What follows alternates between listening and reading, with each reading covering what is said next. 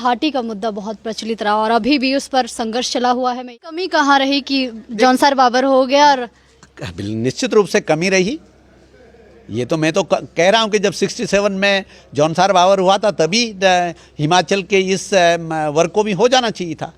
मैं लिख के दे सकता हूँ कि ये जो चुनौती दी गई है ये कोर्ट में औंधे मुंह गिरेगी और हाटी समाज को जनजाति का जो दर्जा दिया गया है वो 100% लागू होगा। जौनसारी समुदाय को जनजाति हो जाने से एससी के अधिकारों को नुकसान नहीं हुआ, उनको फायदा हुआ। हमारे बीच में उत्तराखंड देवभूमि के विकासनगर विधायक मुन्ना चौहान जी हैं। भारतीय जनता पार्टी के कद्दावर नेता हैं और जिला सिरमौर के कुछ क्षेत्र में जो हाटी का मुद्दा बहुत प्रचलित रहा और अभी भी उस पर संघर्ष चला हुआ है। मैं ये कहूँगी क्योंकि कोर्ट से अभी स्टे है और उत्तराखंड का जौनसार बाबर जो है वो 1967 में जो है वो घोषित हो गया था जनजाति। इस पर आपका क्या विचार है? क्या ये होना चाहिए? उस समय की क्या स्थिति थी या उसी समय हो जाना चाहिए था या क्या मुश्किलें आई? क्या कहना चाहेंगे आप? दोनों में क्या फ़र्क लग रहा है? कोई फर्क नहीं है। जिसे हाटी कह रहे हैं आप, ये बाकायदा सिरमौर रियासत का ये पार्ट था। सब कॉमन कल्चर है, सांस्कृतिक विरासत एक जैसी है, परंपराएं एक जैसी है, तीज त्योहार एक जैसे हैं, जीवन शैली एक जैसी है और जीवन के जो कष्ट है वो एक जैसे हैं। सर कमी कहाँ रही कि जौनसार बाबर हो गया? और निश्चित रूप से कमी रही। ये तो मैं तो कह रहा हूँ कि जब 67 में जौनसार बाबर हुआ था तभी हिमाचल के इस वर्ग को भी हो जाना चाहिए था, लेकिन देर आए दुरुस्त आए। आभारी होना चाहिए प्रधानमंत्री नरेंद्र मोदी जी का, गृह मंत्री अमित शाह जी का कि उन्होंने जो वायदा हाटी समुदाय से किया उसको बिना इस बात की परवाह किए कि राजनीति के परिणाम क्या हो उसको 100% लागू करने का और उसको कार्यपरिणित करने का काम किया। लेकिन हिमाचल के कांग्रेस पार्टी की नीयत चुनाव से पूर्व भी मालूम थी। वो चाहते थे कि ना हो। आज प्रदेश में उनकी सरकार, उन्होंने भारत सरकार के नोटिफिकेशन के बावजूद भी उसे लागू नहीं किया और बाकायदा जो ये लिटिगेशन हो रहा है मुझे लग रहा है कि कहीं ना कहीं प्रदेश सरकार की ही सह है, उनकी सह है ये मुकदमेबाजी के पीछे। लेकिन मैं लिख के दे सकता हूं कि ये जो चुनौती दी गई है ये कोर्ट में औंधे मुंह गिरेगी और हाटी समाज को जनजाति का जो दर्जा दिया गया है वो 100% लागू होगा। कानूनी लड़ाई भी लोग जीतेंगे। एक बात मैं जरूर कहना चाहता हूं, जो अनुसूचित जाति के हमारे भाई एससी के भाई है वो भ्रांतियों के शिकार हैं, वो गुमराह हुए हैं। जबकि मैंने चुनाव के दौरान भी ये कहा था, जौनसार बाबर में भी है जी। जौनसारी समुदाय को जनजाति हो जाने से एससी के अधिकारों को नुकसान नहीं हुआ, उनको फायदा हुआ, उनको फायदा हुआ। और इतना ही नहीं, हिमाचल का ही चलिए, आप उत्तराखंड का जौनसार का, हिमाचल का ही आप किन्नौर में हैं, किन्नौर में एससी भी हैं, किन्नौरा नेगी भी हैं। किन्नौरा नेगी के तो केवल जनजाति का सर्टिफिकेट मिलेगा। हिमाचल का ही बता रहा हूं मैं, हिमाचल का ही शासनादेश है।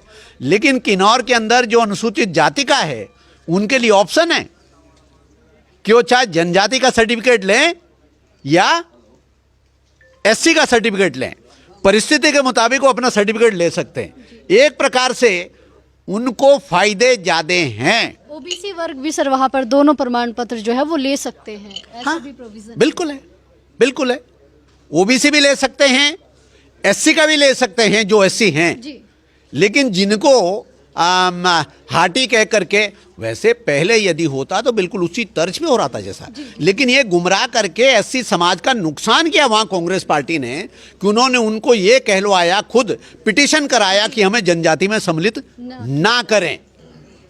ये उनका नुकसान किया। लेकिन अब वो भी सर कह रहे हैं कि कहीं ना कहीं हमसे गलती हुई है और हमें भी इसमें शामिल होना है। निश्चित रूप से मैं तो कह रहा हूं, मैं खुद बड़े मजबूत इरादे के साथ कह रहा हूं कि वहां का कोई भी वर्ग मुझ जैसे अल्पज्ञानी व्यक्ति से जब मर्जी जब चर्चा कर लें, जितने घंटे चर्चा कर लें, मैं एससी समाज के एक एक बच्चे को, एक एक नौजवान के, एक जनप्रतिनिधि को ये कन्विंस कर सकता हूं कि उनका इसमें हित है, और जो उनको इसमें सम्मिलित करने से अलग जबरदस्ती किया गया, उन्होंने उनका नुकसान किया है।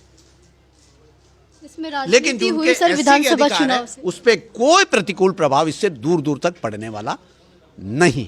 राजनीति का शिकार हुए हैं इनफैक्ट इनडायरेक्टली उनका जो सरकारी सेवाओं इत्यादि में है, वो जो प्रोबेबिलिटी है वो SC समाज की वो बढ़ जाएगी, क्योंकि जो ये हाटी समाज है, ये अलग से हो करके इनका कोटा अलग से निर्धारित हो जाएगा और उनकी प्रोबेबिलिटी जॉब पाने की बढ़ जाएगी।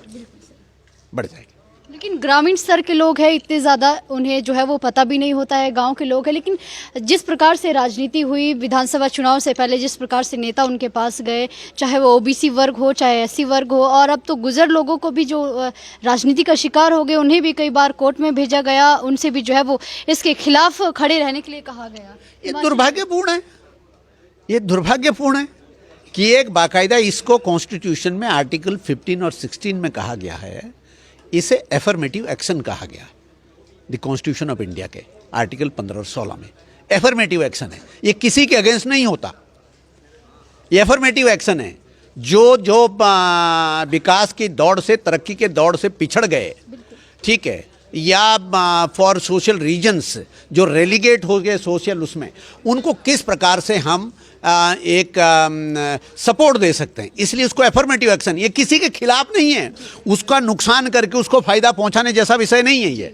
इसे एफर्मेटिव एक्शन शब्द कहा गया है। बाबा साहब भीमराव अंबेडकर जी द्वारा कंस्ट्रक्टेड जो कॉन्स्टिट्यूशन ऑफ इंडिया है, उसके अंदर इसको एफर्मेटिव एक्शन कहा गया है। इसलिए लोगों को बाज आना चाहिए, और कम से कम कांग्रेस पार्टी को शर्म आनी चाहिए इस बात को, उसके नेताओं को शर्म आनी चाहिए कि वो समाज को इस प्रकार से तोड़ने का काम कर रहे हैं, नुकसान पहुंचाने का काम कर रहे हैं।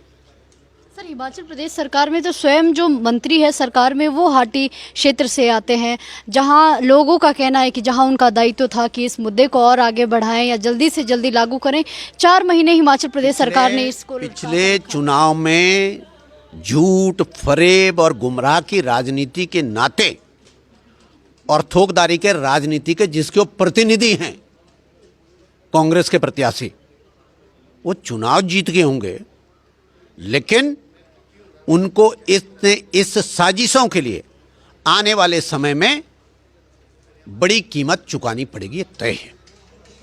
उनको धूल जनता आईना दिखाने का काम करेगी, वो औंधे मुंह गिरेंगे। ठीक है, कुछ दिन इतराने दीजिए, समय आएगा तो उनको एहसास हो जाएगा।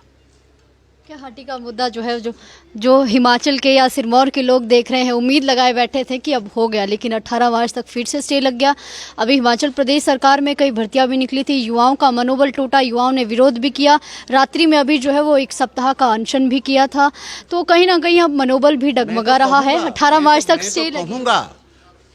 वहां के विधायक को, चाहे वो मंत्री हो सरकार में, उनको सड़क पे निकलना तक दूभर हो जाना चाहिए, विरोध इतना तीव्र होना चाहिए।